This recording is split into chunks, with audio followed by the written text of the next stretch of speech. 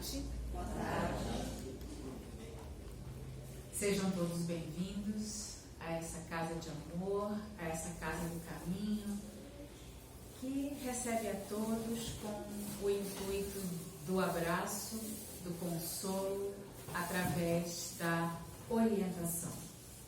A doutrina dos Espíritos é uma doutrina extremamente consoladora e que nos conduz ao progresso. Convido a todos então para que fechemos os nossos olhos, elevemos o nosso pensamento ao alto para a sintonia com esses espíritos benfazejos, para a nossa prece. Do capítulo 5, Bem-aventurados os aflitos, quando o Cristo disse: Bem-aventurados os aflitos, o reino dos céus lhes pertence, não se referia de modo geral aos que sofrem, visto que sofrem todos os que se encontram na terra, quer ocupem tronos, quer jazam sobre a palha. Mas poucos sofrem bem. Poucos compreendem que somente as provas bem suportadas podem conduzi-los ao reino de Deus. Bem-aventurados os aflitos pode então traduzir-se assim: bem-aventurados os que têm ocasião de provar sua fé, sua firmeza, sua perseverança e sua submissão à vontade de Deus, porque terão cintuplicada a alegria que lhes falta na terra, porque depois do labor virá o repouso. Lacordaire, abre 1863. Que assim seja. O tema de hoje é um tema muito, eu diria, pesado. Mas ele é um tema extremamente necessário, porque eu tenho uma certeza quase absoluta que alguém aqui conhece ou ouviu falar ou sabe de alguém que já cometeu suicídio.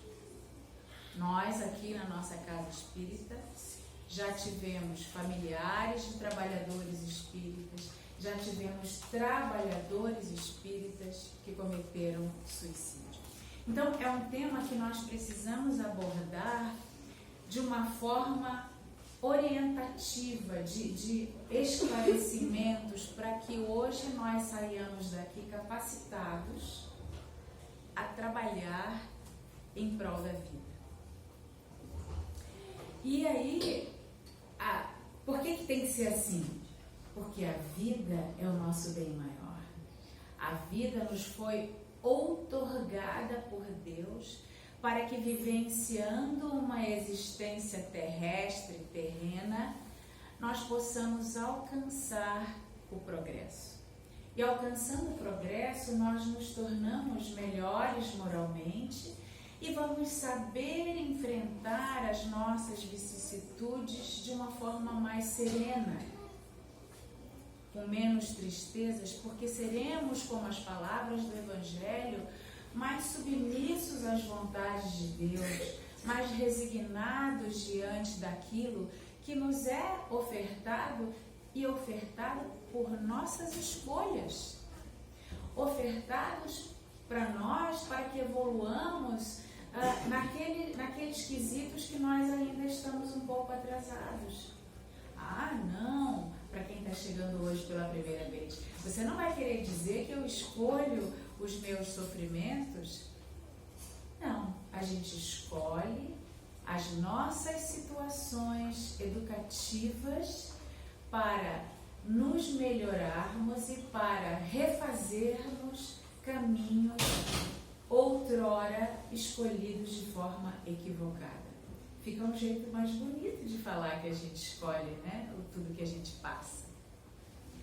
E aí, nessa escolha, a gente vai vivenciar a vida em plenitude, muitas vezes numa plenitude de muita dor e problemas. Ela é muito mais recheadas de dificuldades do que de alegrias. Sim, porque depois das dores vem as alegrias da cura, da falta da dor, de momentos melhores.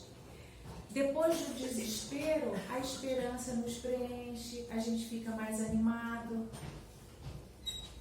Então, essa plenitude da vida terrena, também como está lá escrito no Evangelho, a nossa vida na Terra é uma vida de vicissitudes, porque quem habita este planeta são espíritos imperfeitos. Então, imperfeitos somos. Por sermos imperfeitos, às vezes a gente escolhe as coisas de uma maneira não tão acertada, a gente escolhe caminhos mais sedutores, muitas vezes.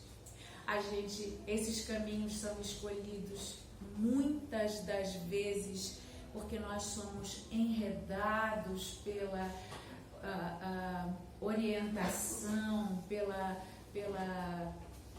pelo empurrãozinho de espíritos que querem ver a bagunça acontecer, querem ver a desarmonia acontecer. E esses espíritos desencarnados fomos nós mesmos que, com os nossos pensamentos de revolta, de raiva, de ódio, de ciúme, ou seja, pensamentos inferiores, nós arrebanhamos a companhia deles e eles nos influenciam de forma, às vezes, perniciosa. A maneira de nós nos tornarmos, então, felizes passa um pouco pela orientação que a doutrina espírita nos dá, pelos caminhos de reforma que a gente promove nas nossas vidas. Isso se chama a escola da vida, que é a reencarnação. A reencarnação, para quem está chegando pela primeira vez, é a oportunidade que Deus nos dá de vida após vida material, porque o espírito é o mesmo. Nós vamos, como na escola, se eu repetir matemática, eu vou ficar em segunda época em matemática, mas eu passei em nota máxima em português, eu não vou precisar repetir português, assim como as nossas virtudes. Se eu sou egoísta, eu vou vivenciar situações em que eu precise, com essas situações que Deus coloca na nossa vida, para que eu vá abandonando o egoísmo das minhas atitudes. E o mundo de hoje é um mundo muito difícil. Por quê? Porque nós estamos nos deparando com situações que são criadas por nós mesmos, cheio de desafios, de exigências, de comportamentos que nos querem que a gente assuma, baseado em fake news, às vezes, em mensagens equivocadas. Uma situação, uma vez eu recebi uma mensagem que se atribuiria a Divaldo Pereira Franco, dizendo que os bons espíritos não conseguiriam, naquela notícia que já é bem antiga e que vem se repetindo, os bons espíritos não conseguiam atuar sobre nós, os espíritos das Pleiades de Jesus, porque os nossos pensamentos estavam tão equivocados e a gente estava meio abandonado.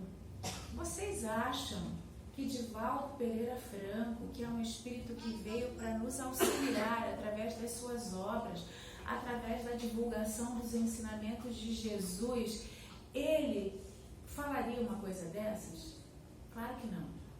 Então, a gente tem que usar o bom senso em dizer: essa notícia parece estranha, não vou repassar, não vou ler, vou deletar. As redes sociais muitas vezes espalham terror, espalham angústia na gente, então a gente tem que ter a parcimônia de usar essa ferramenta em prol do progresso. Às vezes eles nos cobram imagens corporais que não são do nosso biotipo. Eu sou baixinha, já estou na menopausa, as graxinhas e as gordurinhas já estão aparecendo em lugares indesejados. Isso é do momento que eu estou vivendo hoje. Aí existe uma exigência de um padrão corporal para que as pessoas sejam todas iguais. Não é assim que funciona a vida. A gente tem que ter saúde, fazer exercício, se alimentar bem, cuidar do corpo. Por quê? Porque esse espírito que habita nesse corpo precisa viver o mais tempo possível para evoluir e promover o bem e a caridade. Isso sim. Não para ter um padrão de imagem que é o que é certo. O que é certo é praticar o bem e a caridade. Isso é o certo. Um mundo de facilidades, e aí a gente tem que agradecer o progresso. Por exemplo, hoje eu sou da época, que eu sou jovem há mais tempo que vocês, muitos de vocês, a gente só pagava a conta no banco, tinha que ficar na fila. Hoje a gente paga no aplicativo, na lotérica, é o progresso. Ou quando a gente tinha que comprar uma passagem aérea, a gente tinha que ir na agência de viagens. Hoje eu compro pelo celular. Eu reservo até o meu lugar e o bilhete de embarque, tudo no celular. O celular, então, nos facilita a vida. O que a gente faz? Tem mais tempo. Aí a gente agrega mais tarefas, porque eu tenho mais tempo. Aí eu nunca tenho tempo. Nem de exercer o momento de me conectar com Deus, que é a prática da espiritualidade. Ela é tão quanto importante quanto se alimentar, respirar, porque isso nos traz harmonia, isso nos deixa menos ansiosos, menos deprimidos. E vamos falar da depressão hoje. Por quê?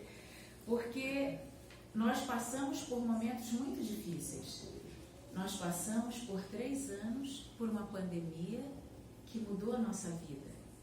Claro que a pandemia não é a razão da depressão existir. A depressão já existe desde que o homem existe.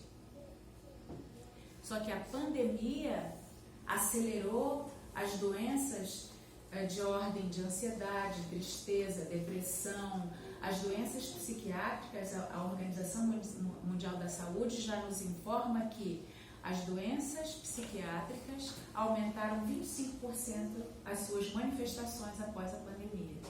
Por quê? A pandemia mudou os nossos hábitos, a gente não podia mais abraçar. Sabe o que é abraçar, gente? Hoje a gente teve abraço gratuito ali fora. Eu confesso que não ir ao restaurante, não ir ao barzinho, eu saía de casa, porque como eu trabalho na Secretaria Municipal de Saúde, eu era da linha de frente, então eu tinha de sair de casa para trabalhar. O que eu senti mais falta foi abraçar. Isso modificou a nossa vida. Quantas pessoas perderam entes queridos, perderam empregos e talvez não conseguiram superar e já tinham lá guardadinho uma rachadurinha ou uma propensão à depressão e à ansiedade, e ela chegou. E por que a gente tem que falar de depressão para falar sobre suicídio? Porque a depressão, ela é um dos grandes fatores, além de outros que eu vou citar, para que o suicídio aconteça. Emmanuel nos diz assim: as doenças são estados anômalos do espírito que os exterioriza no corpo físico com ocorrência depuradora que se lhe faz necessária. O corpo doente reflete o panorama interior do espírito enfermo, mas também é na alma que reside a fonte primária de todos os recursos terapêuticos. Então, hoje aqui, falando desse tema tão difícil que é o suicídio, vocês estão sendo promovidos. Assim como a gente vê nos filmes medievais que o rei faz o súdito se ajoelhar e o promove a cavalheiro, a gente não vê nos filmes assim? Hoje vocês estão sendo promovidos a defensores da vida. Vocês vão sair daqui para cuidar dos seus entes queridos, para cuidar dos sobreviventes do suicídio, porque existem os sobreviventes, que são as famílias, e para ajudarem com essa informação aqui a defender a vida lá fora. Vocês hoje foram promovidos a ser defensores da vida. E aí, essa depressão faz o quê? Ela faz com que a gente enxergue a vida com um óculos embaçado. Eu gosto de transformar isso em coisas palpáveis. Quando a gente faz uma cirurgia de catarata, a gente diz assim, nossa, como o mundo é colorido. Quando eu boto uma lente no óculos nova, como eu estou enxergando as coisas. A depressão é um óculos embaçado. Ou a depressão é quando a gente cai num buraco enorme que a gente viu que tinha uma obra e esse buraco não estava sinalizado, que eu preciso agora da escada do bombeiros, da corda do bombeiros, da ambulância do SAMU, do médico do SAMU, dos bombeiros voluntários, porque eu sozinho não consigo dar a volta. Quando eu estou triste, eu posso dar uma escorregadinha, ralar o joelho, seria uma associação. É porque o meu cachorrinho morreu, porque eu fiquei sabendo que alguém da minha família viajou e vai ser difícil eu vê-lo de novo, foi morar fora. A gente fica meio entristecido, mas essa tristeza com o passar dos dias passa, assim como o arranhão no joelho. A depressão é algo tão maior que muitas vezes eu não tenho vontade de comer ou como demais, não tenho vontade de tomar banho, não tenho vontade nem de me levantar para ir ao banheiro. Essa pessoa precisa do bombeiro, do SAMU, ou seja, da família, do psiquiatra, do atendimento fraterno, de passes, correntes de pessoas que orem por esta pessoa. O nome dela vai ser trazido para os grupos de reunião mediúnica, mas para isso a gente tem que vir à casa espírita para receber essas benesses. E a doutrina espírita é extremamente salutar e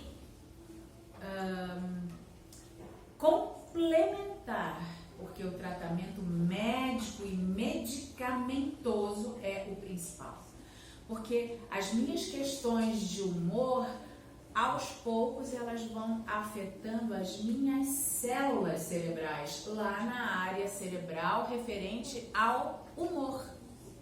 E aí eu não consigo mais pesar o que é só melancolia e tristeza a uma tristeza profunda. E aí os meus neurotransmissores, os meus hormônios que atuam a nível celular precisam agora do medicamento antidepressivo para restaurar esses níveis dessas substâncias lá no cérebro. Por isso que psiquiatra é médico, como é o cardiologista, o alergologista, o nutrólogo, o pneumologista, o gastroenterologista, o gineco.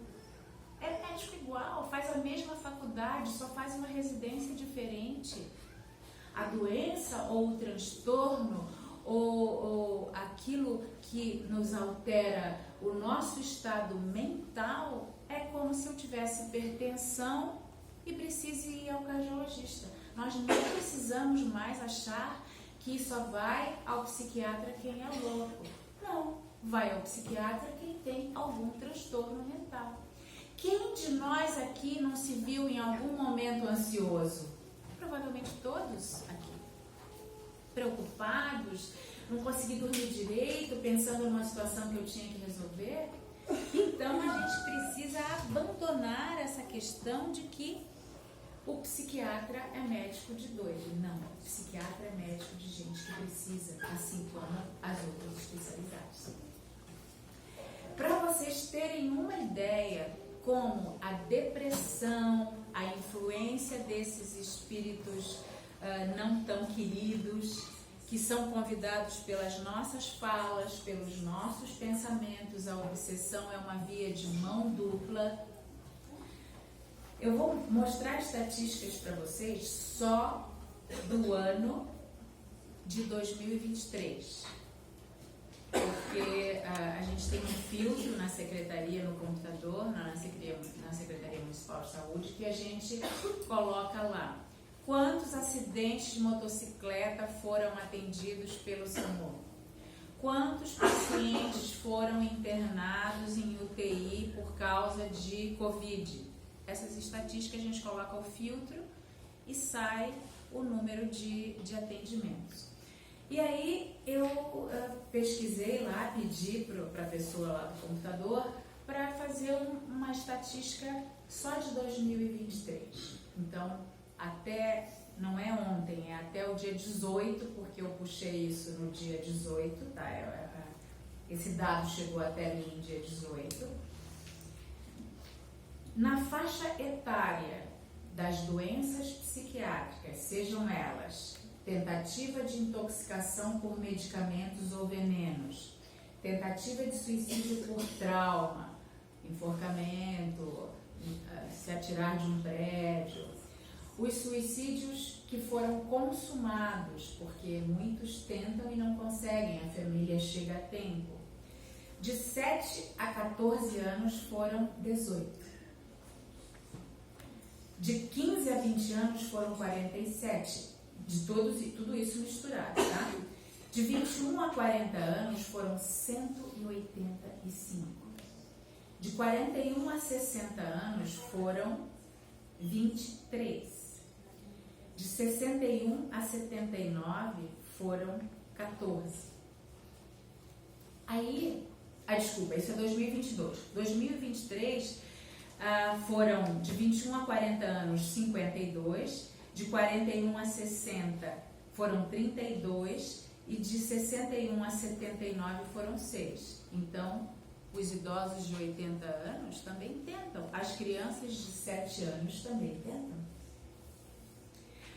Agora, em 2023, intoxicação exógena, ou seja, é a ingesta de alguma substância para que isso aconteça. As mulheres tentaram 55 vezes e os homens 21 vezes. Por trauma, as tentativas, as mulheres tentaram 9 e os homens 22. Os suicídios consumados foi de janeiro do dia 1º até o dia 18, uma mulher se suicidou e 9 homens se suicidaram. Ou seja, do dia 1º de janeiro até o dia 18 de abril, 10 pessoas cometeram suicídio e nós só estamos em abril. É 1/3 do ano. Isso está acontecendo na nossa cidade 1 a cada 6 dias. Eu quero dizer para vocês que alguns dias nós temos 2, às vezes 3 por dia. Por isso que é muito necessário fazer isso, porque nós precisamos sair daqui com lanças, escudos, capacetes, verdadeiros heróis para defender a vida, para ajudar todos aqueles que podem estar com um comportamento diferente, às vezes dizendo assim: quando eu morrer tudo isso vai passar, quando vocês vão ficar livres de mim, isso falta pouco para isso aí parar de acontecer. São mensagens subliminares às vezes e que a gente não consegue palpar. E não é culpa nossa, é uma decisão equivocada daquele que tenta ou que consegue, porque está triste, porque está deprimido, porque não está medicado.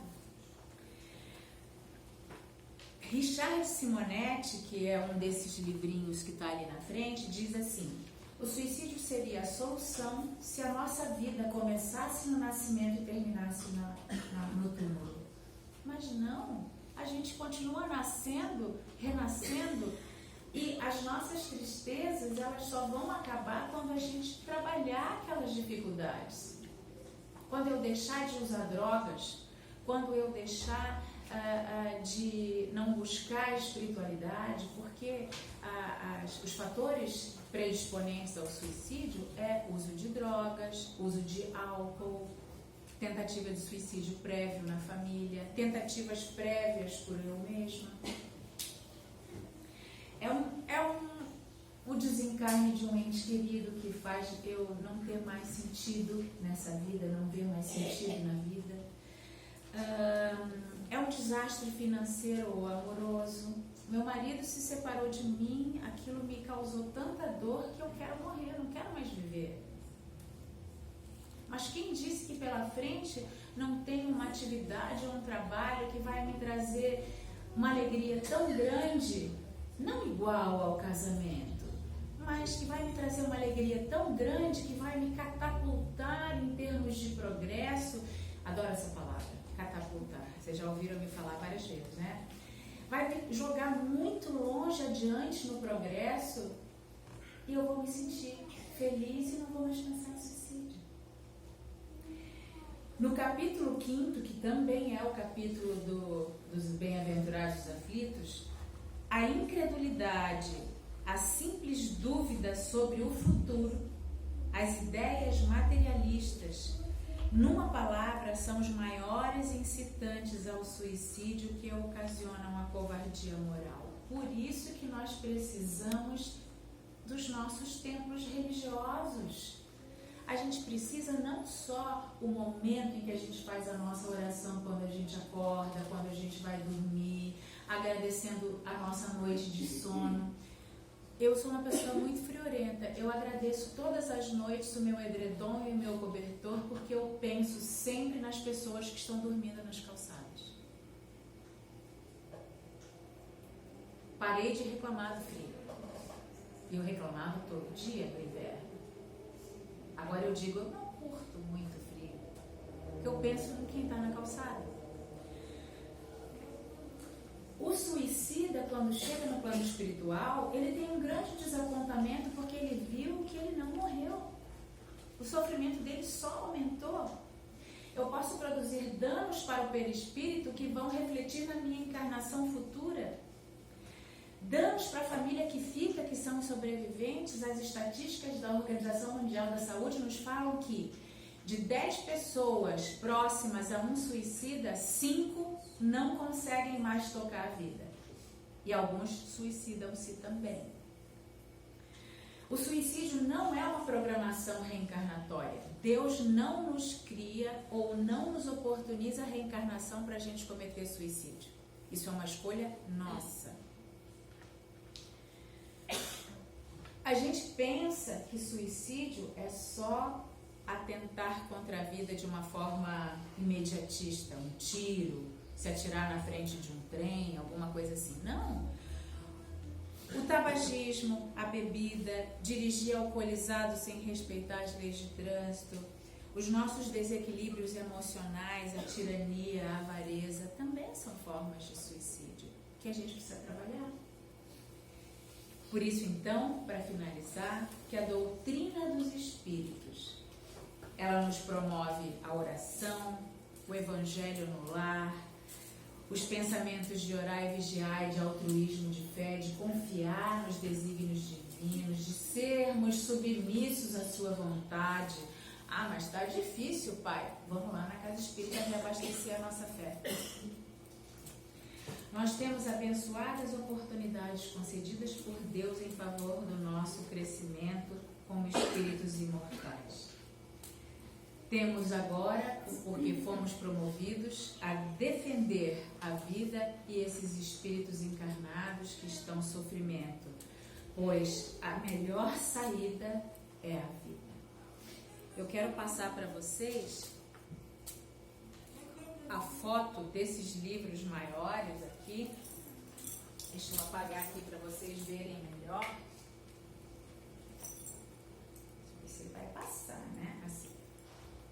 Então, esse livro aqui diz Por que eu decidi viver? Eu não li ainda, mas está à venda fala sobre o suicídio na livraria. Opa! Será que eu desliguei? Aqui, vamos lá. Suicídio, falsa solução, temos à venda na nossa casa. Viva Mais, vença e previna a depressão, do nosso amigo expositor Isaías Claro. Do Richard Simonetti, tudo que você precisa saber sobre suicídio. E esse aqui, que eu já li quase todos ali, esse aqui é um livro excelente do André Trigueiro. O André Trigueiro é um jornalista que faz aquele Cidades e Soluções, ele é da Globo News. Papo das 9. Isso aí. Ele é um expositor espírita e esse livro ele fala todo um trabalho baseado num trabalho sobre suicídio da Organização Mundial da Saúde e dos países que se reúnem para evitar o suicídio, inclusive na arquitetura, construindo prédios que não facilitem o suicídio, né? Pontes, a ponte Golden Gate é o lugar mais procurado para o cometimento de suicídio no mundo. O primeiro lugar é uma floresta no Japão. Então já pensou, a gente está fazendo a nossa trilha na floresta para se divertir e encontra um irmão que desistiu da vida de forma traumática? Nós precisamos ser esses soldadinhos de Jesus. Vamos sair daqui como soldadinhos de Jesus para ajudar os nossos irmãos. Então eu deixo com vocês esses livros, depois a gente vai poder adquiri-los caso queiram. Podem encomendar se só tiver um e alguém chegar primeiro. Então eu peço que os médiuns se coloquem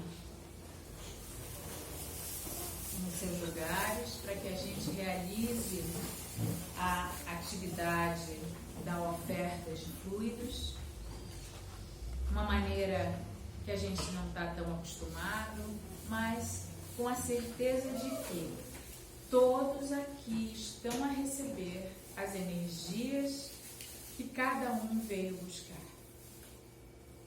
Pai de infinito amor, de infinita bondade, que nos oferece sempre através desse amor e da sua misericórdia as nossas oportunidades de crescimento e melhoria através da reencarnação.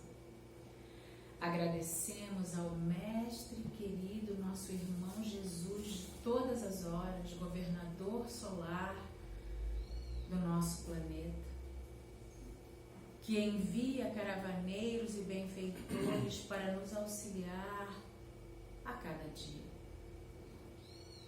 Um desses benfeitores, o nosso anjo guardião, que está todo momento conosco, nos orientando, nos mostrando os melhores caminhos. Obrigada, Jesus, pela oração do Pai Nosso, essa oração tão linda que nos conecta com o Criador, que nos faz agradecer o pão da vida, que pedimos o pão e o alimento do Espírito, e que possamos, através do nosso orar e vigiar, nos livrai-nos do mal, das más influências, das más companhias, das más atitudes que ainda vibram dentro de nós. Obrigada, Pai, por tudo que nos oferece, pela doutrina dos Espíritos, por Allan Kardec e todos os Espíritos que auxiliaram na codificação, e por esses amigos benfeitores que aqui estão a colaborar com as atividades desta casa tão linda, tão amorosa e que tanto nos auxilia. Que possamos voltar para os nossos lares mais equilibrados, mais conscientes das nossas tarefas com os nossos outros irmãos, abandonando o egoísmo que existe dentro de nós, praticando a caridade, porque sem ela não há salvação. Que assim seja.